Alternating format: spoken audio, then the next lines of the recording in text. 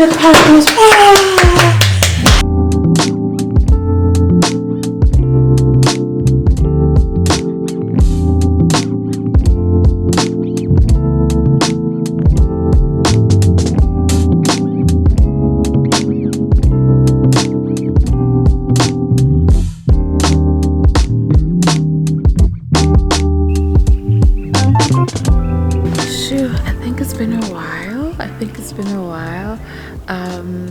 Rest is good. I'm always gonna preach rest. Sheesh. Even if it's not announced, when you feel exhausted, please disappear. You know, do the disappear. Anyway, when I'm not feeling really good, and I think I've shared this on this channel before. Wow, I think this is my favorite line to say. I've shared this thing on my channel before. But when I'm not feeling good, I always bake. Like, always. It's always just been that thing that is so therapeutic for me. And I've been craving for the longest time. I think it's been 2 months now that I've been craving for custard scones, and I just never got around to doing it.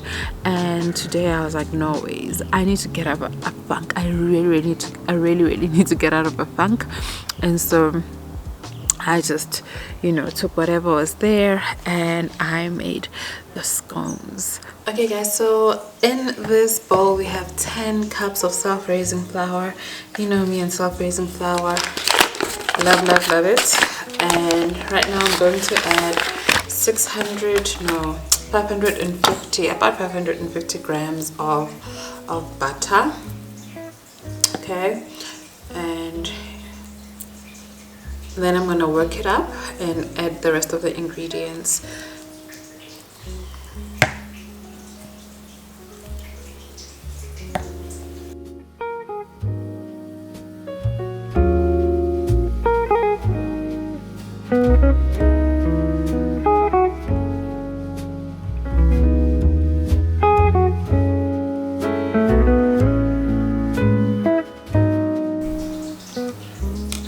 Okay, so I've added 1 cup of sugar and just mixing it in.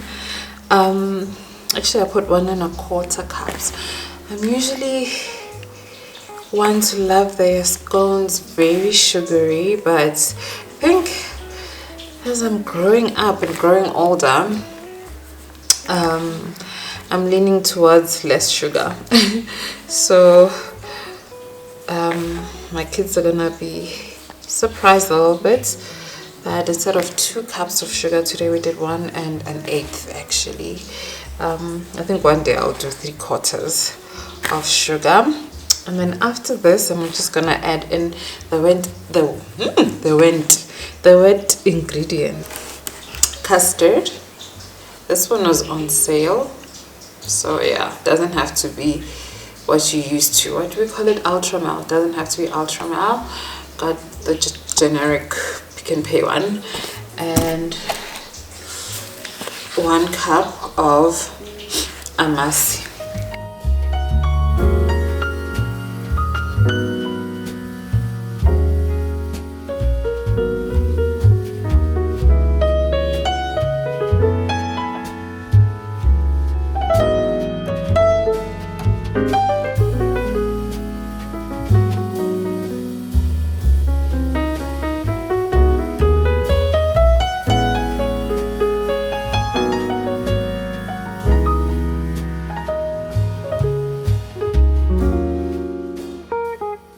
So just to remind you of the ingredients, if you actually want to try it out, I used 10 cups of self-raising flour. I love me some self-raising flour.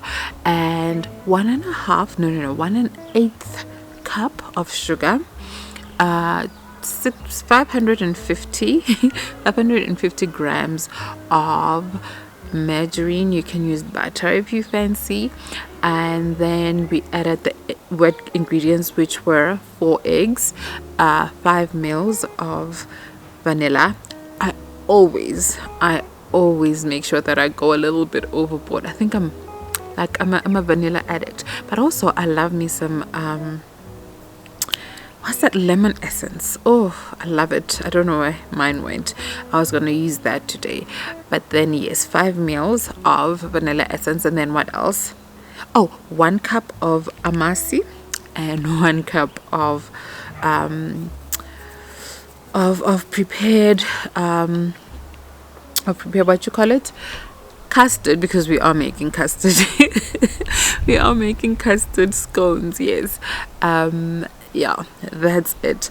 I'll just make sure that I do have it right here so you can screenshot or maybe copy it down and try it out.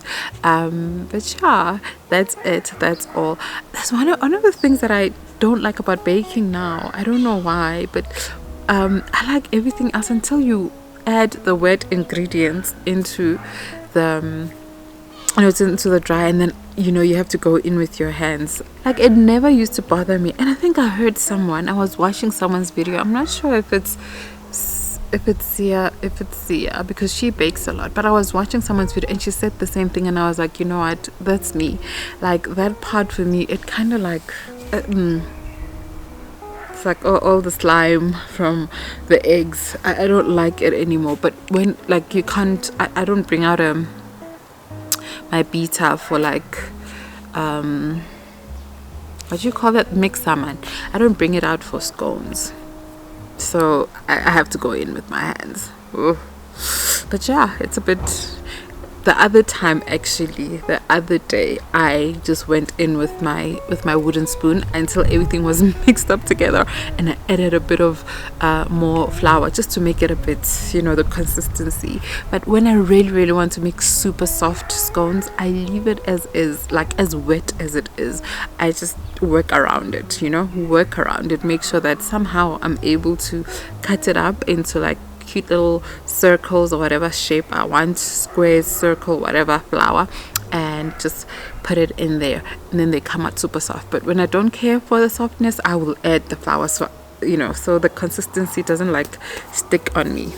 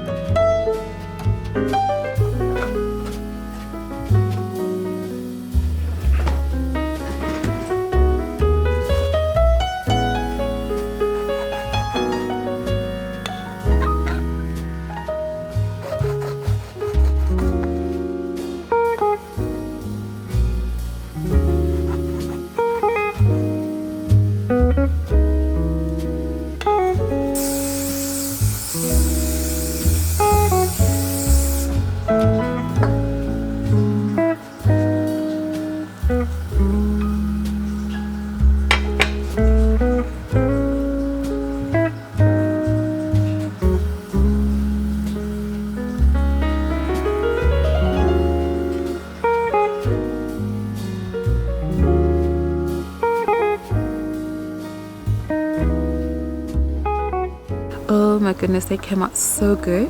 They are so delicious.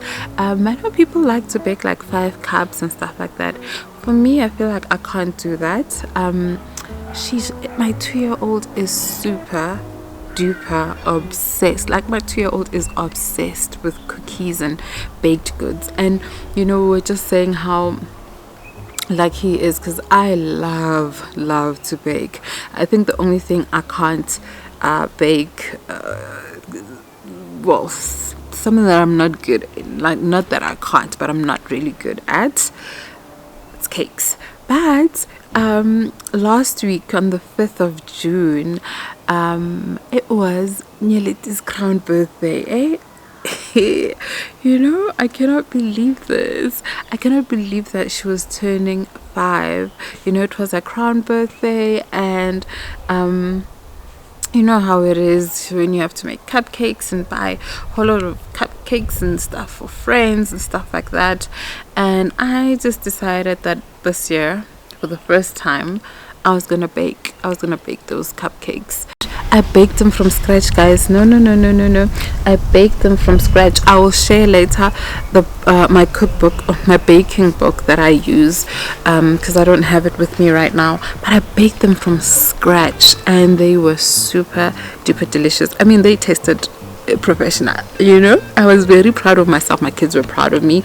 I was not really good with the icing. You know, the icing was like not so great. I said earlier, you know, a couple of weeks ago, that we are doing things ourselves and we're making things from scratch, and you know, and I'm keeping my word and I'm doing it.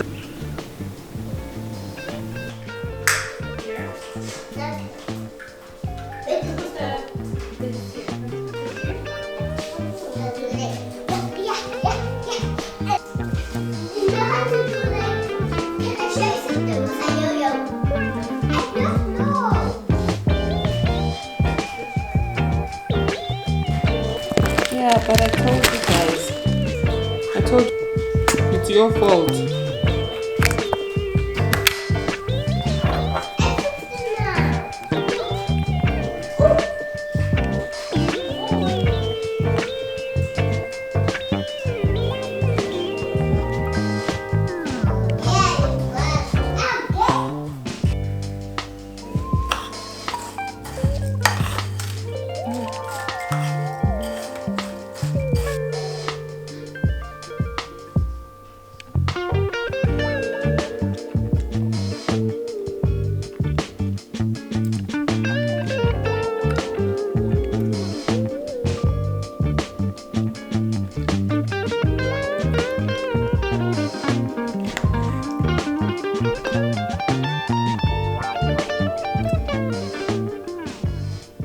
Right now I'm having, how cute is this? Caffeine Lovers Anonymous. I'm definitely part of that club. Official member. Yes, I am an official member. But I'm having what's this? I'm having green tea. So it was 2 days ago when I baked. There are like 3 left, literally 3. I baked 10 cups, guys. You saw 10 cups of flour. 10 cups of flour. They have a so you know, we all call scones different in different languages and in different places where we live. Where I come from, they call it magwinya, and I know that in Joburg, and I'm not sure Joburg, but I think in Polokwane, I lived in Polokwane for a little bit, for like 3 years of my life, like full-time lived there. The magwinya, I think, is this oh gosh, I feel like I've got food particles. They call the fed cakes are magwinya, but where I come from, gwinya, I'm magwinya. Gwinya is like what other people call mapochostrom.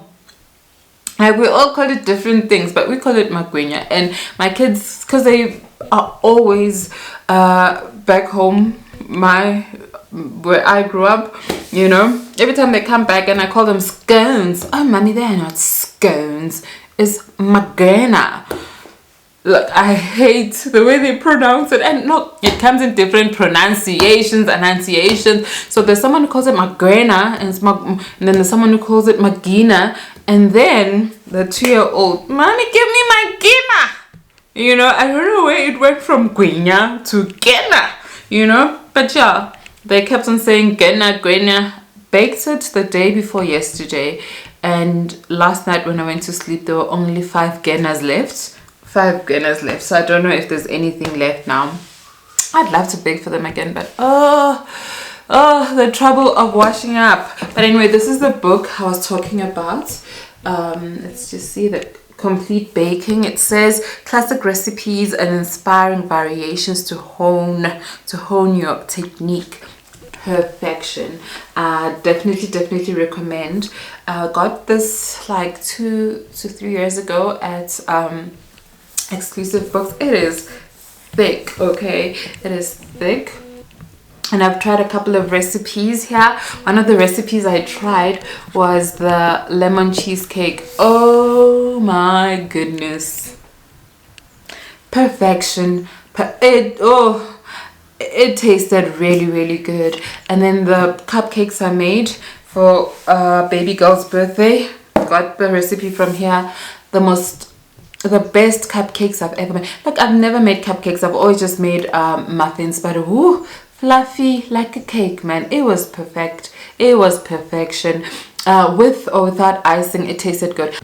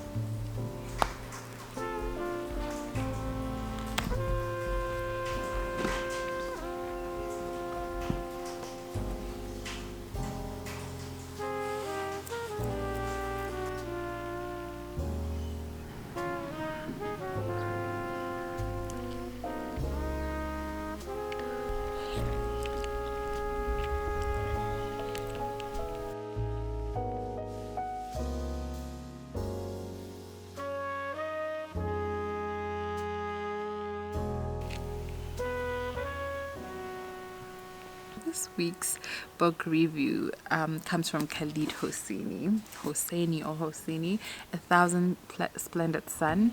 I shared a little bit of what I had read last time, but here we have Miriam, who was just 15 years old. Her mom had some sort of a mental illness, and probably caused by her life circumstances, probably situational.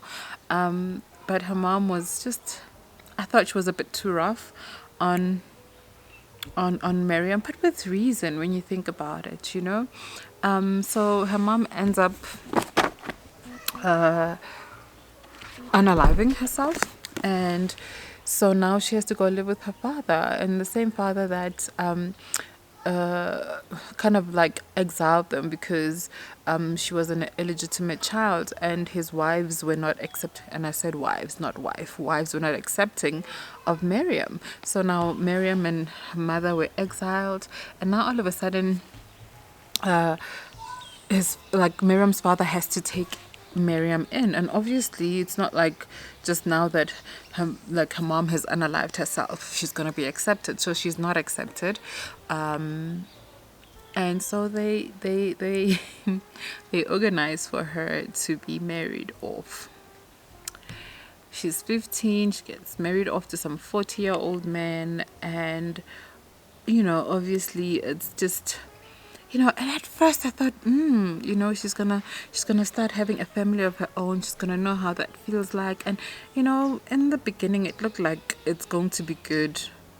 Yeah, and then it goes south. It really goes south. She loses a baby, and the husband turns into this horrible man. And later on, there's war and everything. I just want to give everything away. They end up taking in a girl, and a young girl, because the parents had passed away. And you know what? Miriam's husband decides that he's gonna take the young teenager as a second wife, and so we kind of like see Miriam and this young girl now.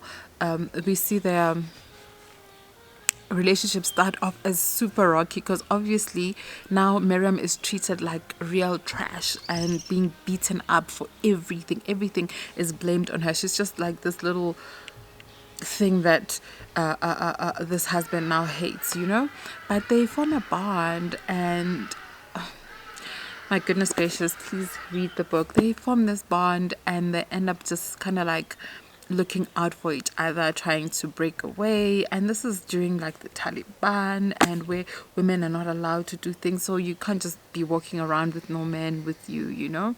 It's such a heartbreaking yet beautiful story, and I would 4.5 stars out of 5. I didn't give it 5 because maybe I was just tired of reading of all these sad stories, especially for women who start suffering at like teenagehood, and it never stops for them. You know, with the girl with the louding voice, I love the fact that she has a happy ending, you know, with her little life. This was not about a girl though, but there was no happy ending. And here there's no happy ending either, well, for Layla, for the young teenage girl that ended up coming into the family, being the second wife and forming East Temple. It kind of like ended okay for her. But for Miriam, my heart was with Miriam. I just wanted to see Miriam, that 15-year-old who wanted to just have a great life, wanting to learn, wanting to have a relationship with her father, which she could not. I mean, sad things happen, like just sad things that will leave you in tears happen. Such a beautiful story. Just as I close off, I'll just read the synopsis on the back, so maybe that will whet your appetite too. Mariam is only 15 when she's sent to Kabul to marry Rashid. Rashid is a yay. You, nearly 2 decades later, a friendship grows between Mariam and the local teenager Layla. Let me start again. Miriam is only 15 when she's sent to Kabul to marry Rashid. Nearly 2 decades later, a friendship grows between Miriam and a local teenager, Layla, as strong as the ties between mother and daughter. When the Taliban take over, life becomes a desperate struggle against starvation, brutality, and fear. Yet love can move a person to act in unexpected ways and lead them to overcome the most daunting obstacles with startling heroism. You know what, Miriam, such a hero. She did something that eventually led to her demise, but it was a heroic, oh my goodness, man. Such a hero, such a heroine. Definitely recommend you, like, please. I'm so glad I read it. I have 2 other books by Khalid Hosseini, and after reading those, those art books, I think I'm going to be reading A Kite Runner, and the other one is, I think it's A Kite Runner and I forgot the other book, but yeah, I'll be reading those books next. But yeah, this is so beautiful and heartbreaking at the same time. Like, oh man, Khalid. There were times where I just wanted to no, Khalid made me so angry. The author, I mean, made me so angry.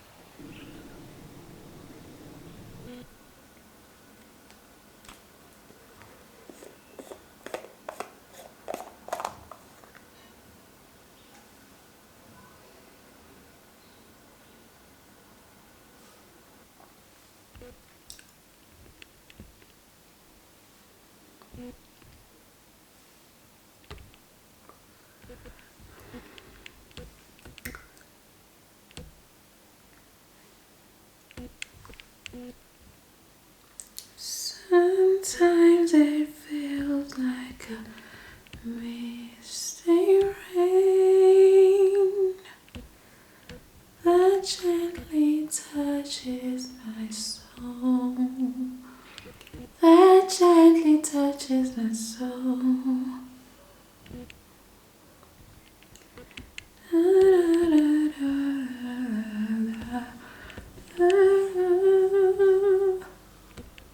We simply lose. So, while I'm waiting for the mask to settle in before I rinse it out, I thought I'd share my new favorite find. I think moms, whether you're a stay-at-home mom or you're a working mom, we really just go through a lot through the day, and sometimes that can lead to achy muscles. Whether it's you being in heels the entire day, your feet are in heels the entire day, or you're just running around teenagers, yes, even teenagers, toddlers, and wiping their little butts or whatever it is, you can find yourself with achy muscles. And what I found, I found something that really works for me, and that's Epsom salts. Now this is like the ghetto, right? An entire little bucket, but it's cheaper that way.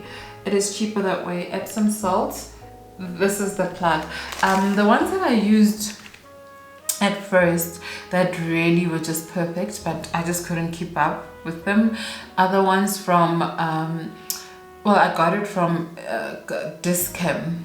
I'll try, if I can, I'll try find a picture and put it up here.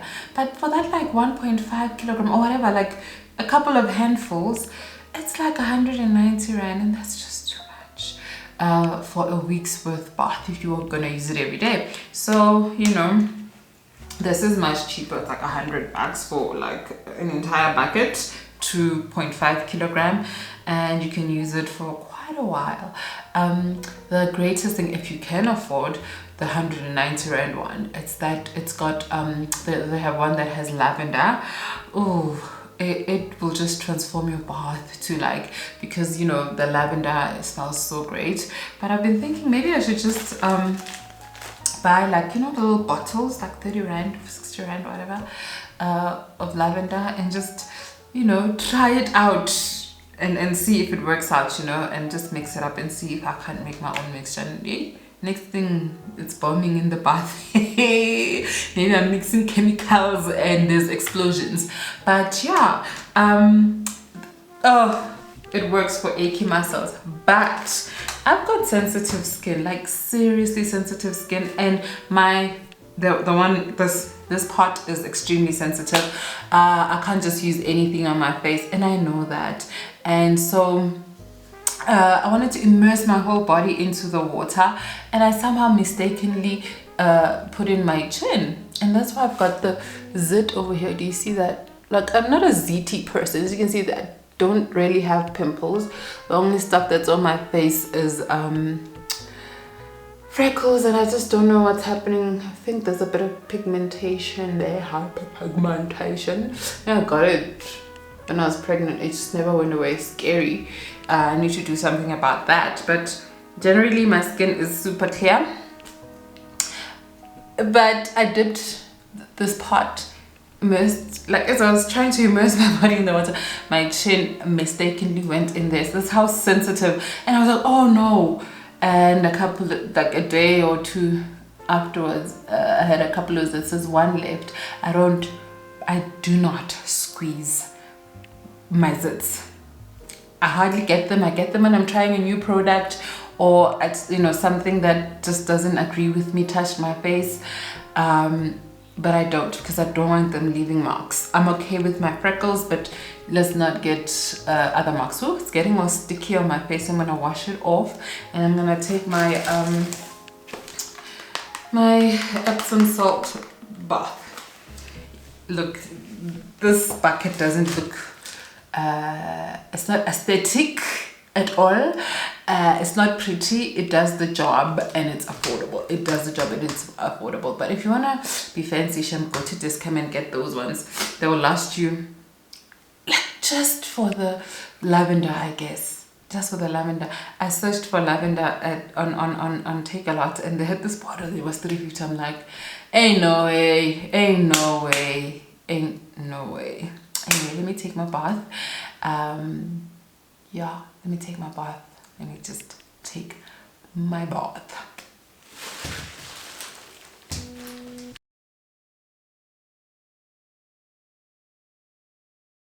Just head right now, 'cause you're not worth it anymore. When you're the one who tried to hold me, would you think I'd crumble? Would you think I'd break down and cry?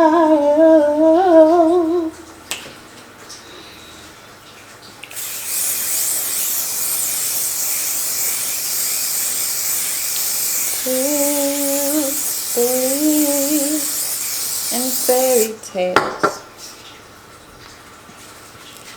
I still believe in fairy tales. You can build your castle in the sky till someone comes to burst your bubble. I'm in charge of my destiny. Do you believe in fairy tales? 'Cause I still believe in fairy tales. You can build your castle in the sky, but someone comes and burst your bubble. I'm in charge of my destiny. Singing a whole lot of nonsense here. Don't go around wondering what could have been. Bum, bum, bum, ba, da, da, da, da. You can build your castle in the sky, but someone comes and bursts your bubble. I'm in charge of my destiny. Woo! You can build your castle in the sky, but someone comes and bursts your bubble. I'm in charge of my destiny. Dum da da dum da da dum da da dum bum bum bum bum bum ba da dum ba da dum ba da dum. You can build your castle in the sky, but someone comes to buy bimbarations. Someone comes to burst your bubble. I'm in charge of my destiny. You can build your castle in the sky, but someone comes to know. Da da da da da da da da da do do do do do do do do do do do do do do do.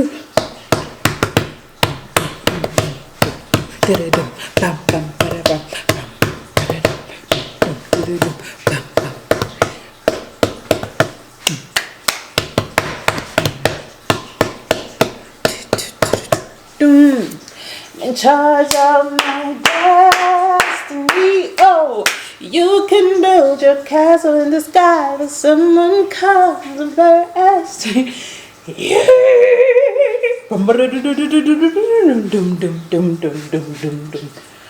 In charge of my destiny.